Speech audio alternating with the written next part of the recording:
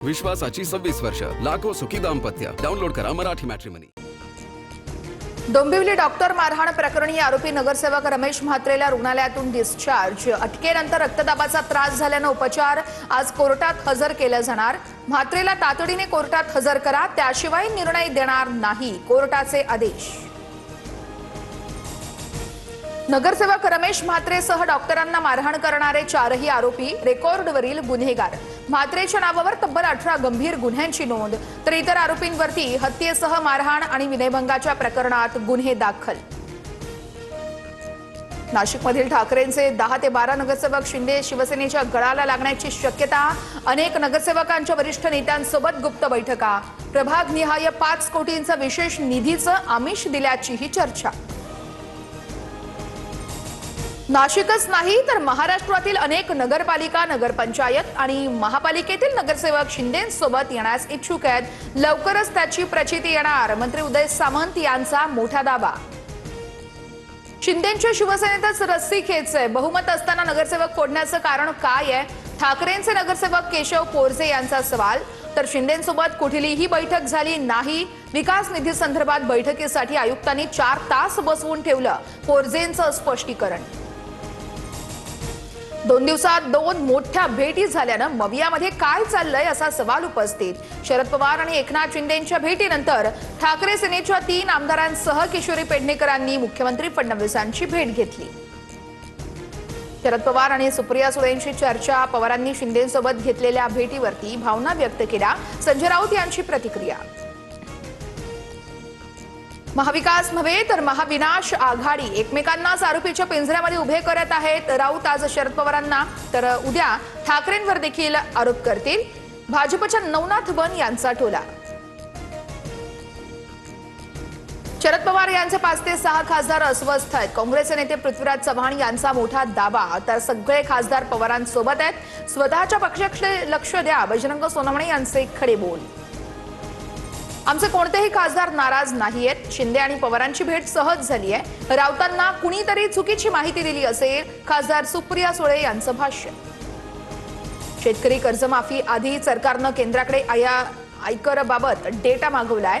केंद्राचा डेटा आल्यावरती उपाययोजना केली जाणार.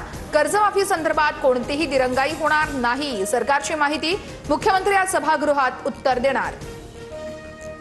शेतीमुळे नव्हे तर घराघरात स्टार्टअप असल्यानं भारताला सोने की चिडिया असं म्हणत होते मंत्री मंगल प्रभात लोढा यांचं वक्तव्य आता वादात.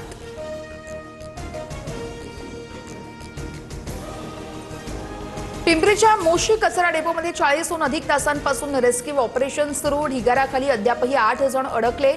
दुर्घटनेमध्ये आतापर्यंत एकाचा मृत्यू तर 9 जणांची सुखरूप सुटका. पिंपरी चिंचवड पालिकेत शालेय साहित्य खरेदी व्यवहारामध्ये 400 कोटींचा घोटाळ्याचा आरोप आहे. चौकशीच्या मागणीसाठी राऊतांचं मुख्यमंत्र्यांना पत्र. तर पत्राचा आळ ते खिचडी घोटाळा. भ्रष्टाचारावरती बोलण्याचा राऊतांना अधिकार नाही, बन यांचं प्रत्युत्तर. चेंबूर दुर्घटनेला सिमेंट काँक्रीटचे रस्तेच कारणीभूत आहेत. चौकशी समितीचा ठपका. अहवाल विशेष सभागृहात सादर होणार. शाळेच्या व्हॅनवरती जुनं झाड कोसळून 11 वर्षीय विद्यार्थ्याचा झाला होता मृत्यू. रुपाली चाकणकर यांची दिल्ली उच्च न्यायालयामध्ये धाव. भोंदू अशोक खरात प्रकरणामध्ये बदनामी केल्याविरोधात याचिका. आशा मिरगे, सुषमा अंधारे, रुपाली ठोंबरे पाटील, अंजली दमानिया यांच्यासह इतरांवर मानहानीचा दावा दाखल. नाशिकच्या TCS कंपनीतील धर्मांतर आणि लैंगिक अत्याचार प्रकरणी आरोपी निदा खानला जामीन.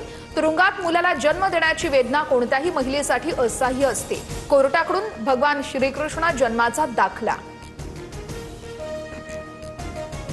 विलास घुले हत्या प्रकरणातील आरोपींवरती कठोर कारवाईसाठी केज शहरामध्ये मोर्चा. खासदार सोनवणेंचा मुलगा सौरव सोनवणेला अटक करण्यासह आरोपींवर मकोका लावण्याची ही मागणी. 20 जून रोजी विलास घुलेची झाली होती हत्या.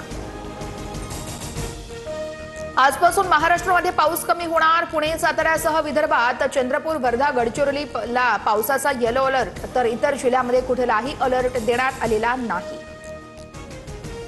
जुन्नर तालुक्यातील मीना नदीचं रौद्र रूप समोर. मुसळधार पावसामुळे वडस धरणातून 10,000 क्युसेकनं पाण्याचा विसर्ग सुरू. नारायण गावातील मेहेर, नेवकर पूल, केटी बंधारे, आठवडे बाजार तळ पाण्याखाली. मुंबईला पाणी पुरवठा करणाऱ्या 7ही तलावांमध्ये 49.41% पाणीसाठा. गेल्या 24 तासात जलाशयातील पाणीसाठा 0.82% वाढ. मुंबईकरांना मोठा दिलासा. ज्ञानोबा तुकोबांच्या जयघोषाने पुणे नगरीत दुमदुमली. माऊलींच्या पालखीवरती दगडूशेठ हलवाई गणपती मंडळाकडून पुष्पवृष्टी. दोन्ही पालख्यांचा पुण्यामध्ये मुक्काम. मुख्यमंत्री फडणवीस आज दर्शन घेणार. परळीमध्ये 2 दिवसांच्या विश्रांतीनंतर संत गजानन महाराजांची पालखी अंबाजोगाईकडे मार्गस्थ. 700 वारकऱ्यांचा सहभाग. मृदुंगाचा गजर आणि गणगण गणात बोतेचा जयघोष. विश्वासाची 26 वर्ष. लाखो सुखी दाम्पत्य. डाउनलोड करा मराठी मॅट्रिमनी.